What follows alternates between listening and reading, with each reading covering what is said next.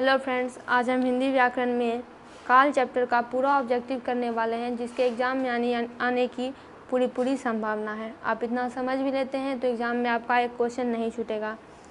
पहला होता है काल। तो काल कैसे कहते किसे हैं? तो क्रिया के जिस रूप से उसके करने या होने का समय जाना जाए उसको काल कहते हैं।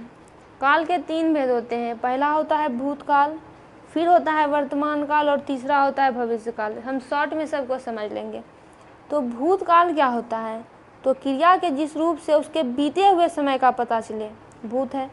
क्रिया के जिस रूप से उसके चालू समय का पता चले, वर्तमान है। और क्रिया के जिस रूप से उसके आने वाले समय का पता चले, वो भविष्यकाल है। अब हम इसी थ्योरी पे पूरे क्वेश्चन को सॉल्व करेंगे।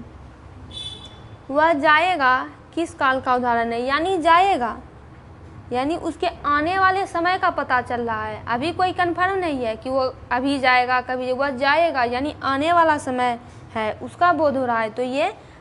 तो यहाँ पे वर्तमान भूत और संदिग्ध और भविष्यत काल, तो भविष्यत काल का ये यहाँ पे एग्जाम्पल हो जाएगा।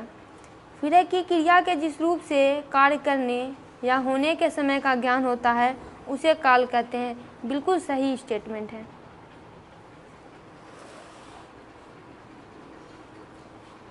आगे है कि क्रिया के उस रूपांतर को काल कहते हैं जिससे उसके कार्य व्यापार का समय और उसकी पूर्ण अथवा अपूर्ण अवस्था का बोध हो।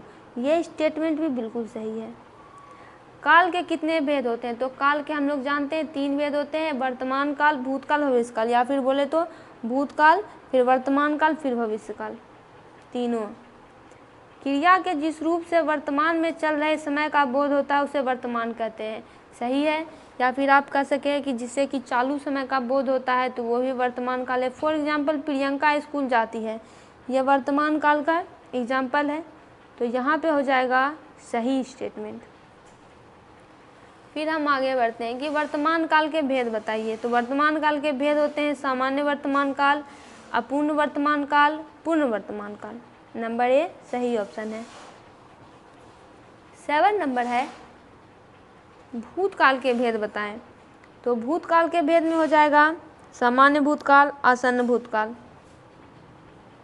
पूर्ण भूतकाल, अपूर्ण भूतकाल, संदिग्ध भूतकाल, हेतुमत भूतकाल। ये तीनों ऑप्शन सही है। फिर है कि मैं खाना खा चुका हूँ, किस काल का उदाहरण है? मैं खाना खा चुका हूँ यानी काम जो है वो बीते हुए समय में ही हो चुका है, ये खाना खा चुका है, ये भूतकाल है। मैं पढ़ रहा हूँ यानी वर्तमान काल में ये क्रिया चल रही है, ये तो वर्तमान काल है। भविष्य काल के 3 भेद कौन कौन से हैं? तो उसका पहला भेद होता है समान भविष्य, दूसरा होता है संभाव्य भविष्य और फिर होता है हेतुमत भविष्य। तीनों इसके भेद हैं। एक क्वेश्चन और है कि मैं कल विद्यालय जाऊंगा, किस काल का उदाहरण है? यानी आने वाले समय का बोध करा रहा है, ये समय आने वाले समय का, तो ये भविष्य काल है। दोस्तों, इसका पूरा ऑब्जेक्टिव कंप्लीट हुआ। वीडियो को लाइक एवं चैनल को सब्सक्राइब करें।